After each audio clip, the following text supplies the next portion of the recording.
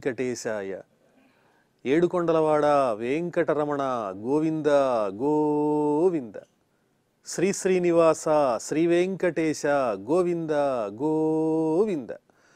కలియుగ ప్రత్యక్ష దైవం శ్రీనివాస పరబ్రహ్మ అనుగ్రహ విశేషంతో శ్రీమద్భాగవతంలో నవమస్కంధంలోని విశేషాలు యథాశక్తి తెలుసుకుంటున్నాం.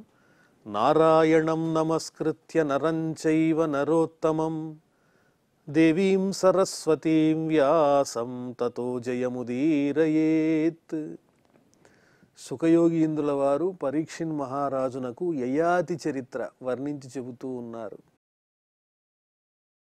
స్వానాం తత్సంకటం వీక్ష్య తదర్థస్య చ గౌరవం దేవయానీం పర్యచరత్ స్త్రీ సహస్రేణ దాసవత్. శర్మిష్ఠ మీద కోపించినటువంటి దేవయాని ఆమె ఆ శర్మిష్ఠ తనకు దాసిగా ఉండాలి అని కోరింది. చేసేది లేక శర్మిష్ఠ తండ్రి అయినటువంటి వృషపర్వుడు కూడా అందుకు అంగీకరించాడు. దేవయాని పతిగృహానికి వెళ్ళేటప్పుడు కూడా ఈ శర్మిష్ఠ ఆమెను అనుసరించి వెళ్ళవలసిందే. నాహుషాయ సుతాందత్వా సహ శర్మిష్ఠయోశన తమాహరాజన్ శర్మిష్ఠాం ఆధాస్తల్పే నకరిహిచిత్. యయాతి దేవయాని వీళ్ళిద్దరి మధ్య అనురాగం ఉన్నదన్న విషయం తెలుసుకున్నారు శుక్రాచార్యుల వారు. తన కుమార్తెను ఆ యయాతి మహారాజుకిచ్చి వివాహం చేశారు. చేసి ఆ యయాతితో పాటు దేవయానిని పంపిస్తూ మరి పరిచారికగా శర్మిష్ఠ కూడా వెళ్ళాలి కదా, దేవయాని కోరింది. ఆ శర్మిష్ఠ తన పరిచారికలతో పాటు బయలుదేరి దేవయానితో పాటు ఆ యయాతి రాజ్యానికే వస్తూ ఉన్నది. ఆ సందర్భంలో శుక్రాచార్యుల వారు చెప్పారు యయాతితో, ఓ మహారాజా, నా కూతురైనటువంటి దేవయానిని జాగ్రత్తగా చూసుకో. రాజకుమార్తె అయినటువంటి వృషపర్వుని కుమార్తె నా కుమార్తెకు దాసిగా వస్తోంది.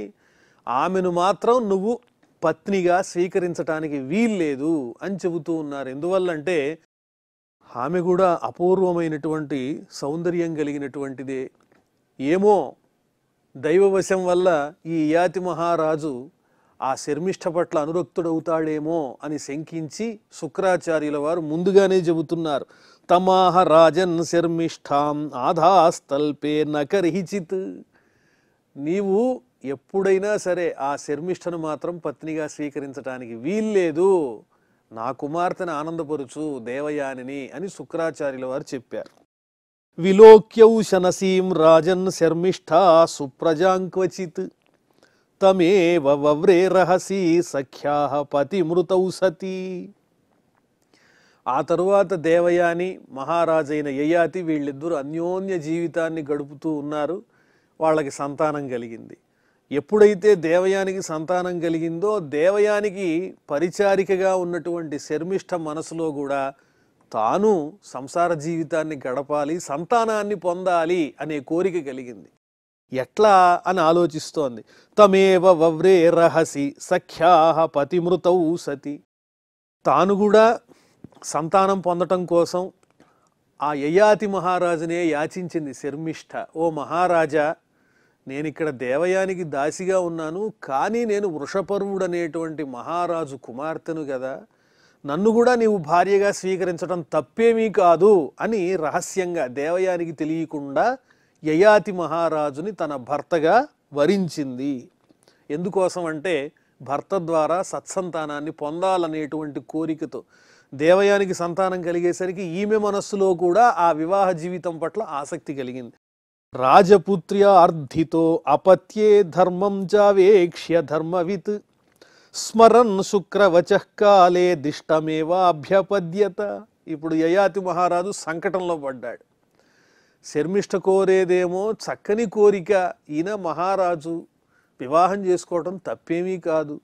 కానీ శుక్రాచార్యుల వారు ముందుగానే చెప్పారుగా, నా కుమార్తెను ఆనందపరుచు దేవయానిని, శర్మిష్ఠను ఎట్టి పరిస్థితుల్లో నీవు భార్యగా స్వీకరించకూడదని తెలియజేస్తున్నారు. ఆ మాట గుర్తొచ్చింది.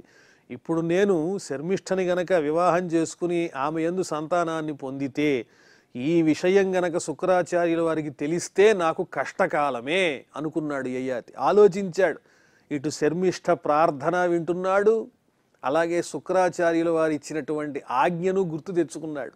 ఈ రెండిట్లో ఏం చెయ్యాలని ఆలోచన చేసి సరే ఆ సమయం వచ్చినప్పుడు చూద్దాం, ప్రస్తుతం శర్మిష్ఠ ప్రార్థించింది కదా, పాపం అబల సంతానార్థిగా కోరుతూ ఉన్నది కాబట్టి తప్పు లేదులే అని సర్ది చెప్పుకుని దేవయానికి తెలియకుండా శుక్రాచార్యుల వారి యొక్క ఆజ్ఞను అతిక్రమించి శర్మిష్ఠను తన పత్నిగా స్వీకరించాడు యయాతి మహారాజు. స్మరన్ శుక్రవచకాలే దిష్టమేవాభ్యపద్యత. ఇది దైవ నిర్ణయం. భగవన్ నిర్ణయాన్ని ఎవరు మాత్రం కాదనగలరు? భగవంతుడిలా నిర్ణయించాడు శర్మిష్ఠను కూడా పత్నిగా స్వీకరించమని. సరేలే, ఆ సమయం వచ్చినప్పుడు శుక్రాచార్యుల వారి దగ్గర ఏదో రకంగా సర్ది చెబుదాం అనుకున్నాడు. యదుంచ తుర్వసుంచైవ దేవయాని వ్యజాయత దృహ్యుంచ అనుంచ పూరుంచ శర్మిష్ఠ వార్షపర్వణి. ఆ తరువాత యయాతికి దేవయానికి కలిగినటువంటి సంతానాన్ని తెలియజేస్తున్నారు. యదువు తుర్వసుడు అనే పేరు కలిగిన 2 కుమారులు కలిగారు యయాతికి దేవయానికి, ఆ దంపతులకు. మరి యయాతికి శర్మిష్ఠకు కలిగినటువంటి సంతానం ఎవరు అంటే దృహ్యుంచ అనుంచ పూరుంచ శర్మిష్ఠ వార్షపర్వణి. దృహ్యుడు, అనువు, పూరుడు అని 3 పుత్రులు కలిగారు శర్మిష్ఠకి. దేవయానికి 2, శర్మిష్ఠకి 3.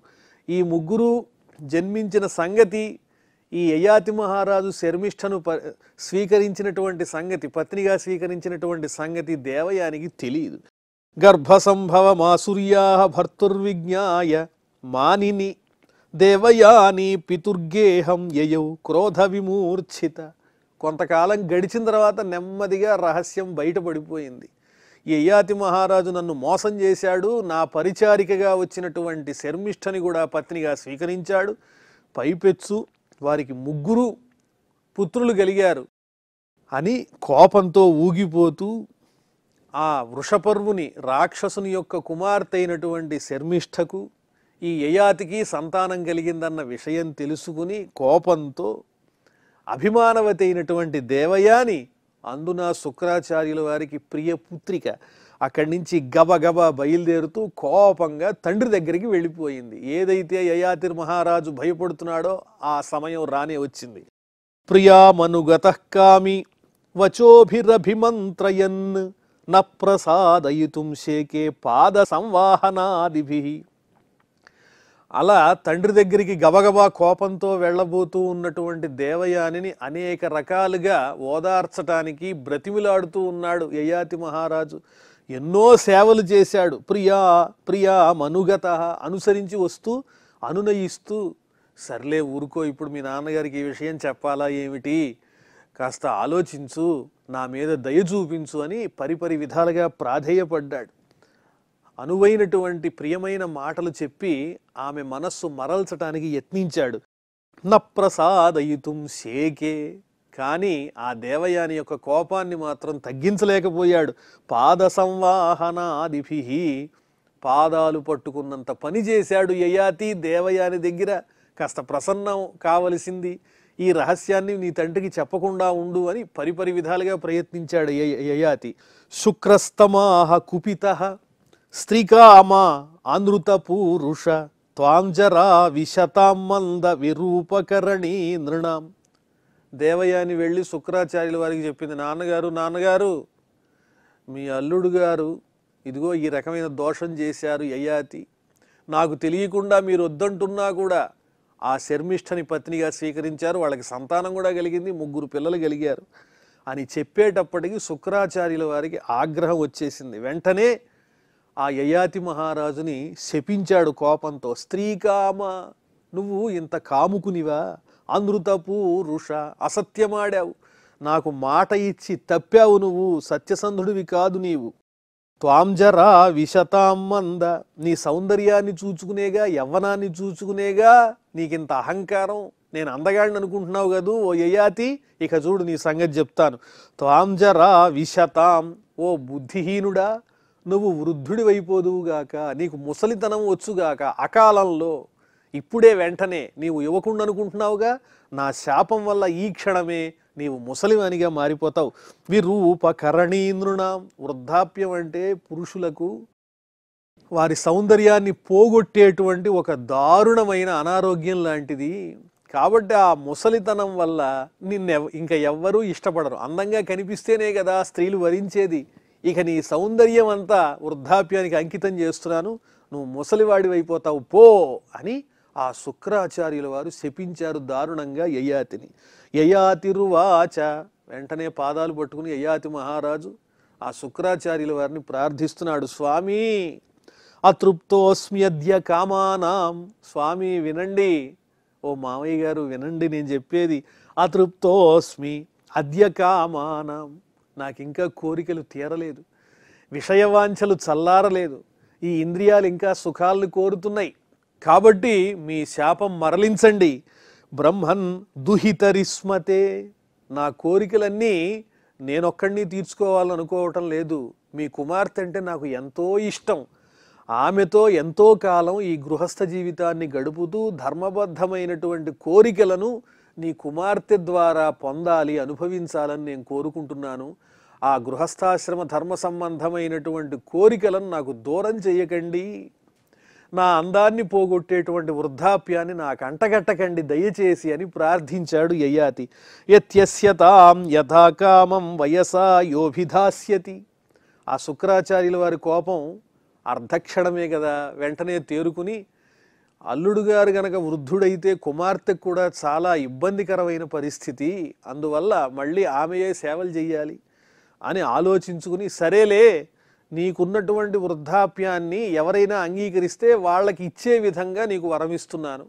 ఎవరైనా నీ వృద్ధాప్యాన్ని స్వీకరించి వారి యవ్వనాన్ని ఇచ్చేవాళ్ళు నీకు దొరికితే నీ వృద్ధాప్యాన్ని ఆ యువకులకి ఇచ్చేసి వాళ్ళ యవ్వనాన్ని నువ్వు స్వీకరించి కావలసినంత కాలం చక్కగా సంసార జీవితాన్ని అనుభవించు, ఇదే నేను నీకు ఇస్తున్నటువంటి ఒక వరము అని చెప్పారు ఆ శుక్రాచార్యుల వారు.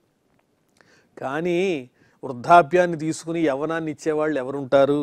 ఇతి లబ్ధ వ్యవస్థాన పుత్రం జ్యేష్ఠమవోచత యదో తాత ప్రతీచ్ఛేమాం జరాందేహి నిజం వయః. పరాయి వాళ్ళని అడిగితే పొమ్మంటారు, అయిన వాళ్లే ఇవ్వరు, యవ్వనం అడిగితే ఇస్తారా? ఎవరైనా ఆలోచించుకోకుండా తమ యవ్వనాన్ని ఇచ్చి వృద్ధాప్యం తీసుకుంటారా? వృద్ధాప్యంలో ఎన్నో సమస్యలు ఉంటాయి కదా. సరే అనుకుని యయాతి మహారాజు ఇంటికి వచ్చిన తర్వాత తన పెద్ద కుమారుణ్ణి పిలిచాడు. అతని పేరు యదు. నాయనా యదో, ఓ పుత్ర కుమార ప్రియపుత్రక, నేను ఒక చిన్న కోరిక కోరతాను, తీర్చవయ్యా. ఏమిటి నాన్నగారు అన్నాడు. ఏం లేదయ్యా, యదో తాత ప్రతీచ్ఛేమాం జరాందేహి నిజం వయః. నాకు ఇంకా సంసార జీవితాన్ని అనుభవించాలనుంది, పరిపాలన చెయ్యాలనుంది, యజ్ఞయాగాదులు చెయ్యాలనుంది. అవన్నీ చేయటానికి ఇప్పుడు అకాలంలో వచ్చి పడినటువంటి ఈ వృద్ధాప్యం అనేది అడ్డంకిగా ఉంది. కాబట్టి దయచేసి నా వృద్ధాప్యాన్ని నువ్వు తీసుకుని నీ యవ్వనాన్ని నాకు ఇవ్వవా అని అడిగాడు కుమారుణ్ణి, పెద్ద కుమారుణ్ణి. మాతామహ కృతాం వత్స నతృప్తో విషయేష్వహం వయసా భవదీయేన రంస్యే కతిపయా సమాహ. మీ తాతగారున్నారే, మీ అమ్మగారైనటువంటి దేవయాని యొక్క తండ్రి, ఆయన మాతామహులు శుక్రాచార్యుల వారు, ఆయన నన్ను శపించారు, వృద్ధుడి వైపు అని శపించారు. అందువల్ల నిజంగా నేను నడి వయసులో ఉన్నప్పటికీ శాప కారణంగా ఇదిగో ఈ వృద్ధాప్యాన్ని పొందాను, దీన్ని నేను భరించలేను, కొంతకాలం నీ యవ్వనం నాకీయని కోరుతున్నాడు కుమారుణ్ణి. నతృప్తో విషయేష్వహం, విషయ సుఖముల యందు నేను ఇంకా సంపూర్ణమైన తృప్తిని పొందలేదు. వయసా భవదీయేన, నీదైనటువంటి వయస్సుతో యవ్వనంతో రంస్యే కతిపయా సమాహ, కొన్ని సంవత్సరాలు సంతోషిస్తాను నాన్న, ఓ పుత్ర నీ యవ్వనాన్ని నాకు ఇవ్వవా అని అడిగాడు ప్రేమగా. యదురువాచ, వెంటనే పెద్ద కుమారుడు చెప్తున్న సమాధానం చూడండి. నోత్సహే జరసాస్థాతుం అంతరా ప్రాప్తయా తవ, అనుకోకుండా నీవు తగిలించుకున్నటువంటి ఈ శాపరూపమైనటువంటి ఈ వృద్ధాప్యాన్ని నాకంటగడతావా తండ్రి? ఇది అనుభవించడం నా వల్ల కాదు. నోత్సహే జరసాస్థాతుం, వృద్ధాప్యంతో నేను ఉండలేను. నువ్వంటే శాపం వల్ల తెచ్చుకున్నావు, కానీ నేను ఇప్పుడు యవ్వనంలో వస్తున్నాను, వచ్చాను, ఆ వృద్ధాప్యం నాకెందుకు? అవిదిత్వా సుఖం గ్రామ్యం వైతృష్ణ్యం నైతి పూరుష. నాన్నగారు మీకు నేను చెప్పేవాడినా, సుఖాలు అనుభవించిన తర్వాతనే కదా వాటి మీద విరక్తి కలిగేది. నిజంగా ఆలోచించండి. మనకి వైరాగ్యం కలగాలంటే ముందుగా సుఖాలు బాగా అనుభవిస్తే ఆ సుఖాలు అనుభవించిన మీదట చిచ్చి ఇంక నాకు ఈ సుఖాలు వద్దు అని వైరాగ్యం కలిగే అవకాశం ఉంది. నేను ఇంకా అసలు సుఖాలంటే ఏమిటో కూడా చవి చూడనటువంటి పిల్లవాడిని కదా. మీరంటే కొంతకాలం సుఖాలు అనుభవించారు, వాటి మీద మీకు అవగాహన ఉంది. కానీ నేను ఇంకా సుఖములనే అనుభవించకుండా నాకు అప్పుడే వైరాగ్యాన్ని కలిగించేటువంటి వృద్ధాప్యాన్ని ఇస్తానంటున్నారే, ఇది ధర్మమా? యవ్వనంలో ఈ సంసార సుఖాలు అనుభవించిన తర్వాత తద్వారా కాలాంతరంలో వచ్చేదే వైరాగ్యం. మీకేమో కాలంగాని కాలంలో వచ్చింది, అది ఇప్పుడు నాకు ఇస్తే యవ్వనాన్ని అనుభవించవలసినటువంటి నేను ఈ ముసలితనాన్ని ఎట్టి స్థితిలోనూ భరించలేను తండ్రి, మీకు తెలియనిదా? సుఖాలు అనుభవించిన తరువాతే కదా అవిదిత్వా సుఖం గ్రామ్యం. ఇంద్రియ సంబంధమైనటువంటి సుఖములను తెలుసుకోకుండా వైతృష్ణ్యం నైతి పూరుష, వైరాగ్యాన్ని పురుషుడు పొందలేడు అని చెప్పాడు. తుర్వసుశ్చోదిత పిత్ర, సరే మొదటి కుమారుణ్ణి అడిగాడు, వాడు ఒప్పుకోలేదు యదువు. తుర్వసుశ్చోదిత పిత్ర దృహ్యుశ్చానుశ్చ భారత, ఆ తరువాత వరుసగా తన కుమారులందరినీ అడుగుతున్నాడు. 5 పుత్రులు, మొదటివాడు కాదన్నాడు. తర్వాత తుర్వసుడు అనే పేరు కలిగిన కుమారుణ్ణి అడిగాడు, అతడు కూడా ఇదే సమాధానం. ఆ తరువాత దృహ్యుడు అనేటువంటి వాడు అదే సమాధానం. అను అనే పేరు కలిగిన వాడు అదే సమాధానం. వరుసగా 4 పుత్రులు తండ్రి మాటని తిరస్కరించారు. వాళ్ళకి ఇంద్రియ సుఖాల మీదే కోరికలున్నాయి, తండ్రి మాట పాటించాలని ఏ కోశానా లేదు. ప్రత్యాచక్షురధర్మజ్ఞా హ్యనిత్యే నిత్యబుద్ధయ, అధర్మజ్ఞా ధర్మము తెలియని వాళ్ళు. తండ్రి మాటని పాటించడమే పుత్రుల ధర్మం.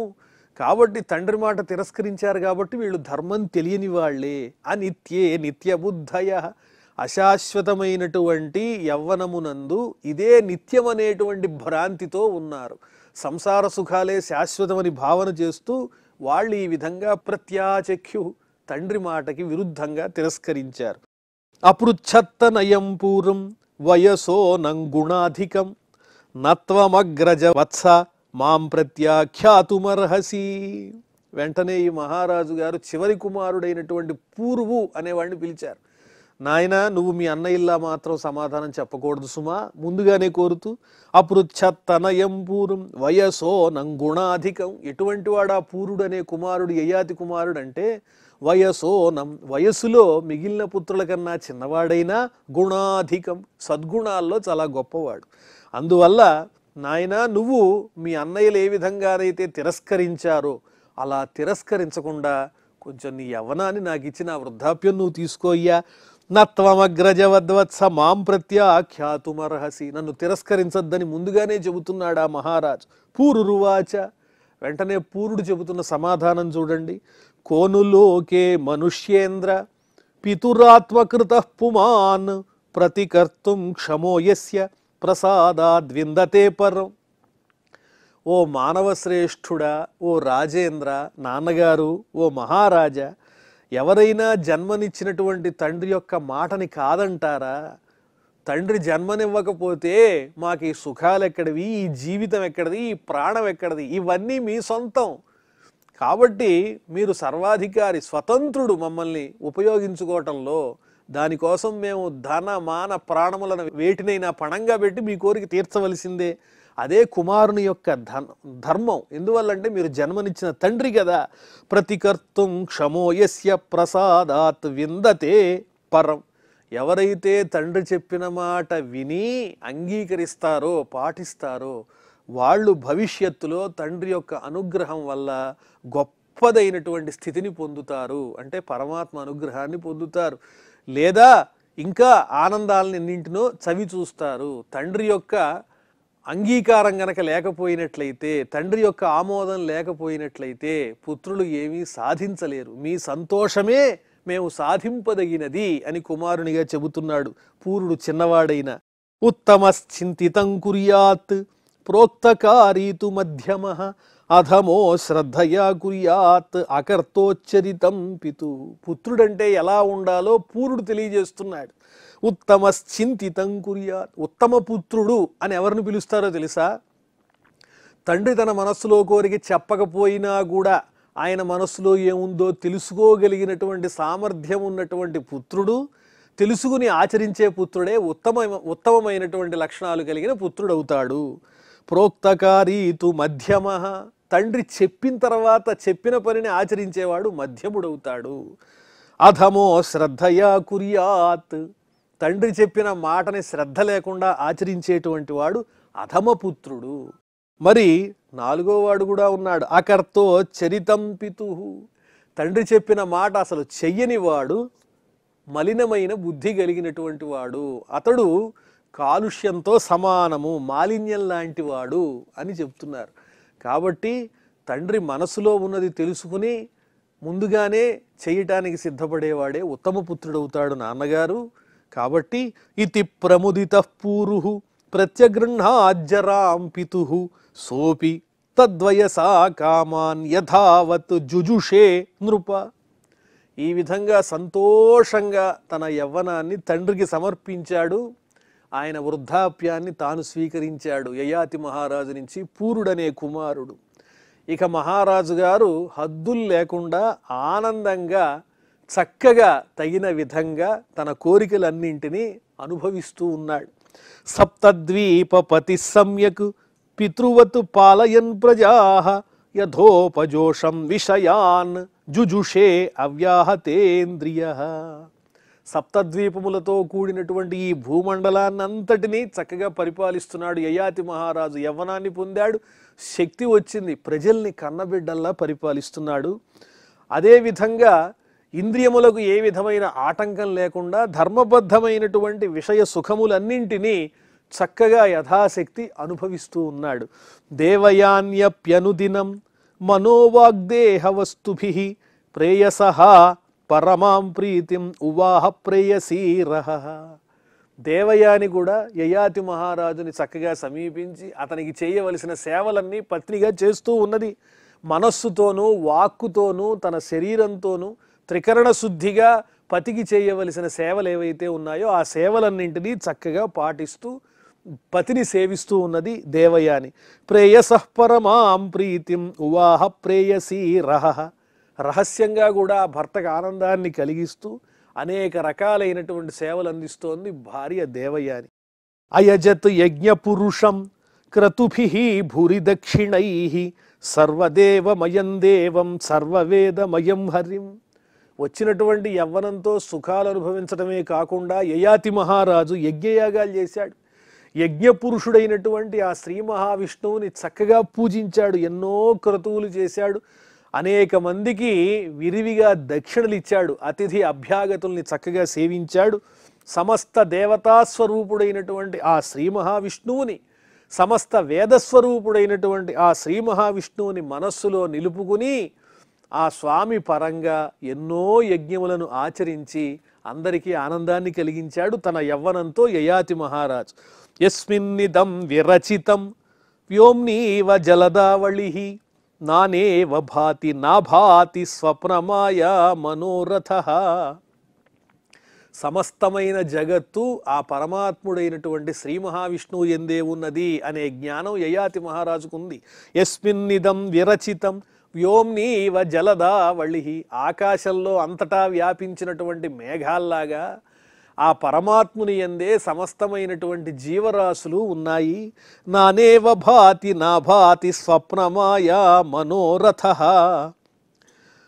మనస్సు యొక్క ఆలోచన వల్లనే, అది చేసేటువంటి మాయ వల్లనే మనకి ఈ జగత్తంతా అనేక రూపాల్లో కనిపిస్తూ ఉంటుంది. అనేక రూపాల్లో కనిపించేటువంటి ఈ ప్రాణులన్నీ కూడా ఆ పరమాత్మ స్వరూపాలే తప్ప వేరొకటి కాదు. మరి మాయ ఏమిటి అంటే ఇదే ఇంద్రజాలము. స్వప్నం ఎలాగైతే అశాశ్వతమైనదో, అది నిజం కాదో, అదేవిధంగా ఈ సృష్టిలో ఉన్నటువంటి ప్రాణులన్నీ విభిన్నములనేటువంటిది అసత్యమే. భిన్న భిన్న రూపములలో కనిపిస్తున్నటువంటి ఈ ప్రాణులన్నీ ఆ పరమాత్ముడైన శ్రీ మహావిష్ణువు యొక్క అంతర్భాగములే, స్వరూపములే అనే జ్ఞానాన్ని యయాతి మహారాజు తెలుసుకున్నాడు.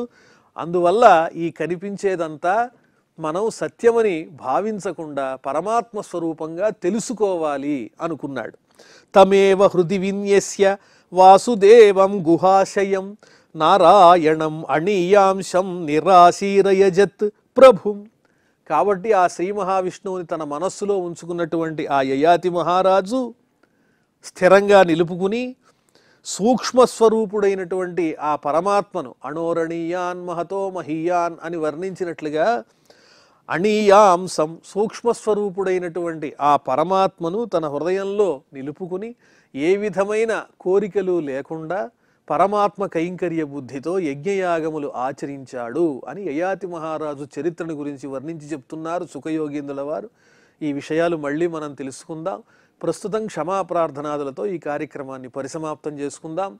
అథ క్షమాప్రార్థన యదక్షరపదభ్రష్టం మాత్రాహీనంచ యద్భవేత్ తత్సర్వం క్షమ్యతాం దేవ నారాయణ నమోస్తుతే. శ్రియఃకాంతాయ కళ్యాణ నిధయే నిధయేర్థినాం శ్రీవేంకట నివాసాయ శ్రీనివాసాయ మంగళం.